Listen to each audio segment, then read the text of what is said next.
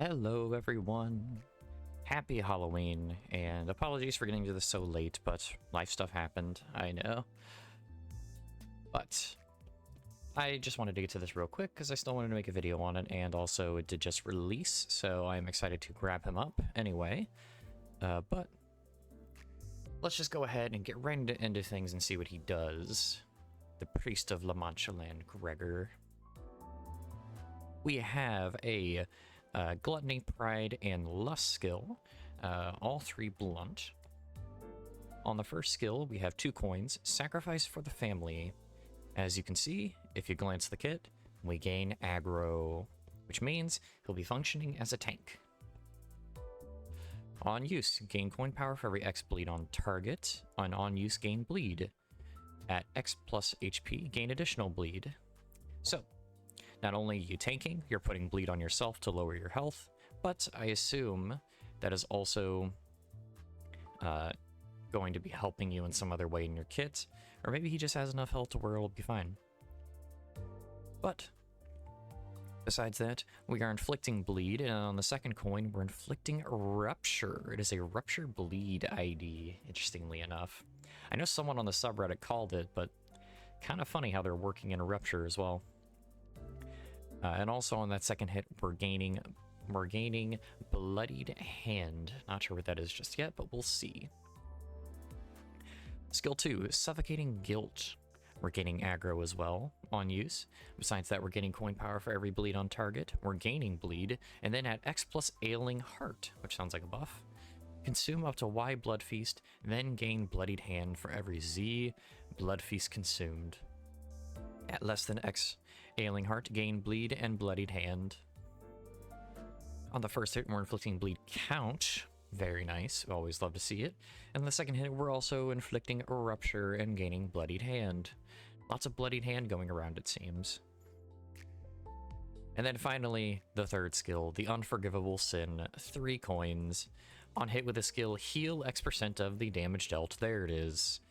Here's where the main part of your self-healing is going to be after taking all the damage from bleed and possibly tanking.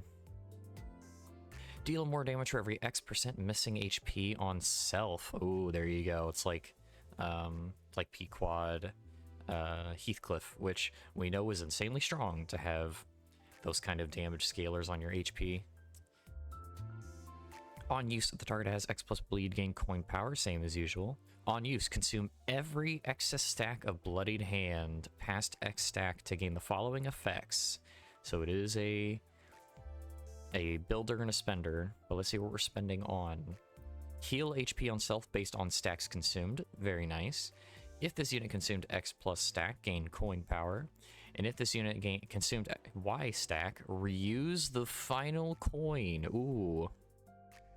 Lots of damage potential, lots of healing potential as well.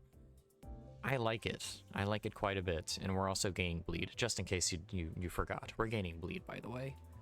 And after attack, we are healing X% HP on self. So we have like 2 built-in flat heals with the healing based on stacks consumed and also healing after the attack, but also healing based on the damage dealt. I think this is going to hit very hard and heal quite a bit, and you'll be able to probably self-sustain very well. Also seems we're inflicting a lot of bleed here. On that first hit, we're gaining Bloodied Hand. On the second hit, we're inflicting bleed and rupture count, by the way. So 2 forms of count in this kit. Love to see it. And then on that third hit, inflicting bleed and inflicting a rupture. So biggest problem with bleed and rupture is count. It's tough to maintain because it's happening quite a bit. This is how you do it. Gregor's going to be helping sustain that really, really well, and hopefully we'll have other count adding IDs coming in as well. Maybe Sancho is my guess, but we'll see. Next we have our defense skill, of course. Faded Patience, a lust defense skill. Combat start at X% plus HP, gain bleed and activate bleed up to Y times on self. Lose bleed count equal to the number of times it was activated. Combat start. At less than X% HP, consume up to Y Blood Feast and heal the same value as HP. In combat start, gain Ailing Heart. So it's another like emergency self-heal where you're not using your skill 3, but you need a heal really bad, you can pop this. And the nice thing is Bleed cannot proc Stagger. So even if you go below Stagger, you're not going to self-stagger yourself until you get hit. So very nice. Passive, Blood Feast, of course, we're used to this by now. We increase the Blood Feast value by the amount of blood damage collectively received by every unit. When this unit enters the field, the sleeping blood drenching the battlefield will rise above the surface. Which Gregor's going to be double dipping into because he's not only applying bleed, but he is also inflicting it on himself and his enemy. So, Blood Feast is going to stack up a lot higher now, and we're only 2 IDs in. So, I'm looking forward to this. Looking forward to that quite a bit, but that's not the real passive. I mean, all the Blood Fiends get that. What's the real passive? Self-destructive dedication. Turn end, heal X minus Ailing Heart SP for the ally with least SP, excluding self or allies that are panicked or corroded. In this encounter, when this unit takes damage, that brings their HP down to X. Nullify that damage. Then this unit's HP cannot drop below X for the turn. Ooh, he has a invulnerability mechanic. So the first time he hits a certain health threshold, he's just not going to die. He's going to stick it out. And that could be really, really good. Unless, of course, he gets a bunch of bleed. Sorry, it's still early in the morning. Unless, of course, he gets a lot of bleed stacked up on himself and then he just kills himself the next turn. But if you can avoid that, that is quite good. Having an SP heal built into the kit, and especially the passive, is always a good thing, so I think Gregor is going to perform insanely well. But let's not forget we have a support passive to go over. Don Quixote Hardblood Arts and Hardblood Arts 6 Whip. One ally with the lowest HP percentage heals X HP on hit. If the target hit by the said ally had bleed, heal X additional HP. Do we have a rival to G Corp Gregor? Or the amount of self-healing provided? I guess we'll see. We'll see. I mean, that's really good. A lot. Hey, Canto 7 has shown us it is a good idea to have some support passives in the back that can have self-healing. So, I mean, hey, as far as I'm concerned, I really love it. I love everything about this. I'm hoping the next kit reveal will be Dulcinea Rhodian. I could be coping. I mean, I feel like it's quite an easy prediction, but if it does not go to Rhodian, I will be sad, I'll admit, but I'll be happy all the same that we're getting the ID, of course. Now, we also have things to go over. We have Ailing Heart, which is being gained throughout the whole kit. Turn end, gain a stack. Turn start, gain defense level up. There we go. I was wondering if there was going to be any sort of damage mitigation, and there it is. Gain defense level up for every X stack. At X% to HP, gain defense level based on stack, so we get more defense level up. And at X% dash HP, on hit with base skills, heal stack times Y% of the damage dealt on hit as HP.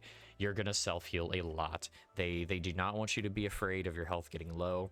You're going to be self-healing so much through so many mechanics. You're going to be just fine. Now, we also have Bloodied Hand. At X plus Bloodied Hand converts to Bloodied Hand 2. Oh, we're having a scissors thing. At X plus Bloodied Hand converts to Bloodied Hand 3. Reverts to previous stage and the stacks deplete below the certain requirement. At Bloodied Hand 2, gain offense level up based on the stack. At Bloodied Hand 3, we're also gaining offense level up based on the stack. And additionally, inflict rupture and bleed on hit with base skills. Oh my lord, we are just putting out so much rupture and bleed. Things are going to melt after Gregor gets all of his stacks and he's hitting them constantly. Very, very cool.